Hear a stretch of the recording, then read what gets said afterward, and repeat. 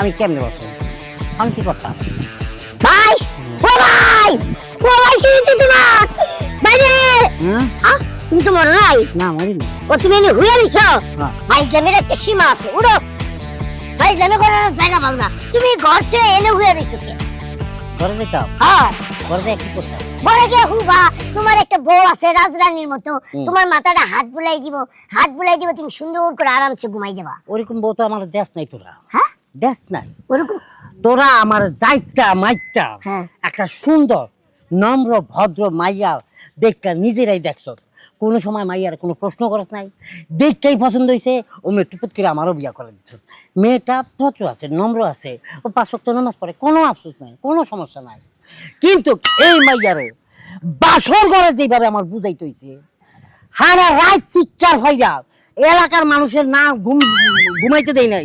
হলো তোমার আমি একটা কথা কই, তুমি কি কবার সেটা তো আমি বুঝছি, আমি বিয়ে না করলেও আমি জানি। আরে বাবা রে বাবা, বাসর ঘরে তো বউরে সবাইরই বুঝান লাগে, বুঝো না কে? না বুঝাই একটা কিছু করবার গেলে ওটা দর্শন, বুঝাই করবার গেলে ওটা বাসর। আচ্ছা আমি তো বুঝাই করবার গেছিলাম, হে বোঝান না যদি মাইকিং করে বুঝাইতে হয়। এলাকার মানুষ কি আমার জুতাটা ফিরাইবো না?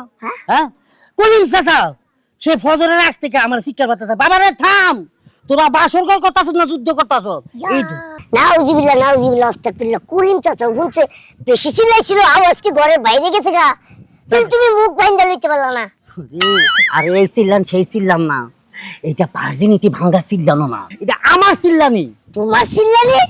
কে ভাবি কি ভাষণ তোমারই করলো নাকি?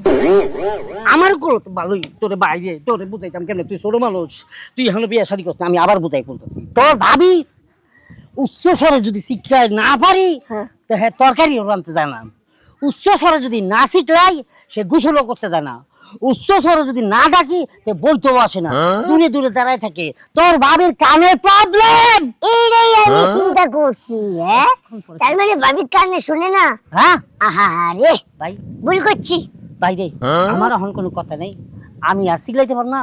এই মাইয়া যদি আমার বাড়িতে আর কয়েকদিন থাকে আমি হাত পা গুলাই দেবো। তুই আমার একটা ভালো বুদ্ধি দে, যে বুদ্ধি দিলে আমার কাজে আসবে। ভাই বুদ্ধি একটা আছেই, তুমি আমার 1200 টাকা দাও। 1200 টাকা? হ্যাঁ। আচ্ছা ঠিক আছে 1200 টাকা দিব, কিন্তু বুদ্ধিটা কি? বুদ্ধিটা কি? আরে বুদ্ধিটা হলো কি, আজকাল হাট বাজারে ছোট ছোট হ্যান্ডমেড পাওয়া যায়, তুমি আস্তে ধীরে কথা কইবা, ভাবির কানে অনেক জোরে শোনা যাইব, বুঝছো কি? ওই হ্যান্ডমাইকের মাধ্যমে ভাবির সাথে কথা কইবা। তার মানে তুই ভাই হইয়া বাইরে এত বড় ক্ষতিটাও করতে চাইতেছ? মানে এতদিন আমি সিগলেন পাচ্ছি সেই পর্যন্ত কানে যায় না, মাইকিং করে কি আমি এলাকাবাসীকে জানাইয়া তোর ভাবির লগে কথা বলবো? হ্যাঁ ওই গো একটু আসো, একটু ভালোবাসা করি, এটা কি মাইকিং করে এলাকার মানুষের জানায় তারপরে তুমি? ও এটাও সমস্যা না? তাই সমস্যা না। তাইলে তোমার বিয়ে আরেকটাই করতে হইব। হ্যাঁ মানে করতে তো হইবই, অসুবিধা নেই, করবো করবো। আসলে তো করবো, কেন করবো না? কারণ আমারও তো একটা জীবন বলে মানুষ আছে, আমারও তো একটা মন আছে, আমারও একটা ভালোবাসার মানুষ দরকার আছে। আমি এই মাইয়ার কোনো বার্থডে নষ্ট করি নাই, আমি ওরা টাচও করি নাই, পাশেও বসাই নাই শখ কইরা। এই মাইয়ারে আমি ওর দেড়মোহর ওটা দিয়া ওর পরিশোধ করে ওর বিদায় করবো, ঠিক আছে? তুই একটা মাইয়া দেখ, এমন কোনো মাইয়া আছে তোর জানা মতে? একটা মাইয়া আছে ভাই, আছে। মনে করো যে তোমার ঢাকার লগে লগে ইশারা দিব, বুঝছো? আবার ইশারা দিলেই তোমার কথা শুনবো। এত ভালো একটা মেয়ে, একবার 5 ওয়াক্ত নামাজ পড়ে, পর্দা করে, সব সময় মনে করে যে ঘরের ভিতরে থাকে। তাই নাকি? হ্যাঁ।